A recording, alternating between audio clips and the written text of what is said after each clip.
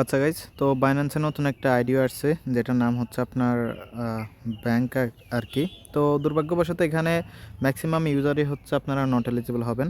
তো আমি হচ্ছে এখন ভিডিওটা যে কারণে দিতেছি, এরপরে হচ্ছে যে আইডিয়াগুলো আসবে ওইগুলোতে যেন আপনারা নট এলিজিবল না হন, সেই কারণে মূলত ভিডিওটা দিতেছি। ওকে, তো এখানে হচ্ছে তারা একটা কন্ডিশন রাখছে বা রুলস রাখছে। এখানে তারা বলছে কি আপনাকে হচ্ছে কত এখানে হচ্ছে যে দেখেন 19 তারিখ থেকে, এখান থেকে দেখেন 19 তারিখ থেকে 17ই এপ্রিল, মানে 19 মাস থেকে 17ই এপ্রিলের ভিতরে যারা মিনিমাম একটা আলফা ট্রেড করছেন তারা কিন্তু এলিজিবল। তো আলফা ট্রেড সম্পর্কে হয়তো বা অনেকে জানেন না, এই ভিডিওতে আমি ক্লিয়ার করে দিব এবং একটা ট্রেড করে দেখাবো যেন পরবর্তী আইডিগুলো থেকে হচ্ছে আমরা নট এলিজিবল না হই। ওকে, তো আজকে এটা করলে হবে না, কারণ এটা শেষ হয়ে গেছে আজকে সকাল, মানে যে এলিজিবল হওয়ার টাইমটা এটা শেষ হয়ে গেছে আজকে সকাল 6টা বাজে। ওকে, তো 6টার আগে করলে হয়তো আমরা এখানে এলিজিবল হইতাম। তো এখন কেউ এলিজিবল না, বাট ভিডিওটা দেখে রাখেন, আপনি যদি বাইন্যান্স আইডিতে জয়েন করে থাকেন ভবিষ্যতে কাজে লাগবে। তো যাই হোক, এখন আলফা টেট কীভাবে করতে হয় মূলত, বা আলফা টেট আপনি কীভাবে করবেন, আপনি থাকবেন হচ্ছে বাইন্যান্স এক্সচেঞ্জের ভিতরে। ওকে, দেন এখানে মার্কেট অপশন আছে, মার্কেটে ক্লিক করবেন। মার্কেটে ক্লিক করার পরে মার্কেটের পাশে দেখতে পারবেন আলফা আছে। ওকে, তো আপনি আলফাতে ক্লিক করবেন।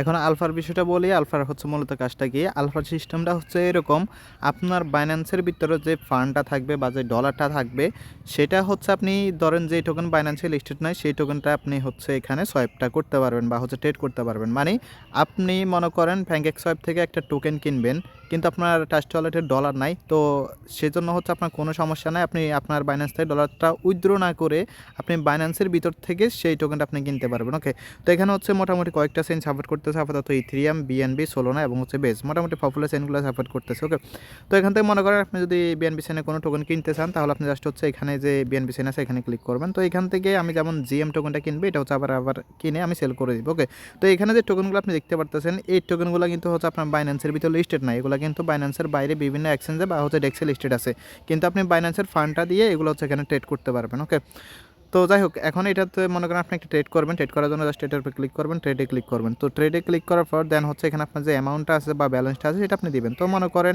মিনিমাম আমি মনে করেন এখানে $10 দিলাম, $10 দিয়ে আমি হচ্ছে এখানে একটা ট্রেড করবো। ওকে, জাস্ট এখানে প্লেস অর্ডার করলাম, কনফার্ম করলাম। ওকে, তো এই যে কনফার্ম করে দিলাম। তো কনফার্ম করলে দেখতে পারতেছেন আমার যে অর্ডারটা আছে অর্ডারটা কিন্তু এখানে প্রসেসিং আছে, কিছুক্ষণের মধ্যে এটা কমপ্লিট হয়ে যাবে। আচ্ছা, অলরেডি কমপ্লিট হয়ে গেছে। এখন আমরা করবো কি, এটাকে হচ্ছে আমরা আবার সেল করে দিব।